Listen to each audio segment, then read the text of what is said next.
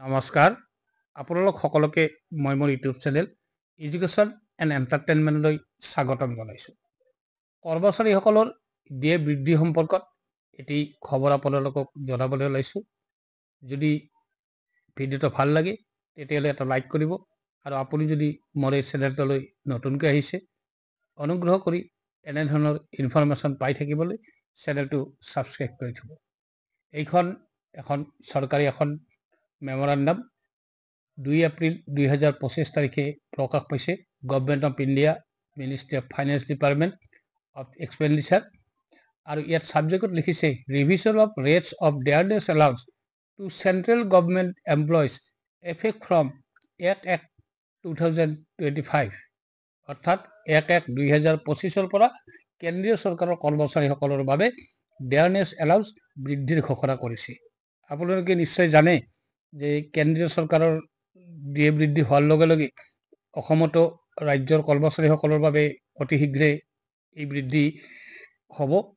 আৰু এই লেটাৰখনত লিখিছে the undersigned is directed to refer to this government office memorandum, এটা নম্বৰ দিছে dated 21 October 2024 on the subject mentioned above, and to say that the President is pleased to decide that the rates of dearness allowance payable to central government employees shall be enhanced from 53% to 55% of the basic pay with effect from 1 January 2025, অৰ্থাৎ 1 জানুৱাৰী 2025 তাৰিখৰ পৰা এই DA বৃদ্ধি কৰা হ'ব।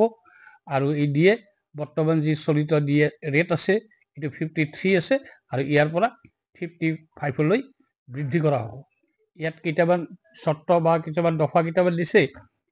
এটা পিছৰ ফালে দিছে এইটো এই 5 নম্বৰটো আছে the payment of arrears of dearness allowance shall not be made before the date of disbursement of salary of March 25, অৰ্থাৎ এই যে তাৰ এৰিয়াৰ যিটো হ'ব জানুৱাৰীৰ পৰা, এই এৰিয়াৰৰ যিটো ধন, এই ধনখিনি মাৰ্চৰ দৰমহা লোৱাৰ আগতে কৰ্মচাৰীসকলে উলিয়াব নোৱাৰিব।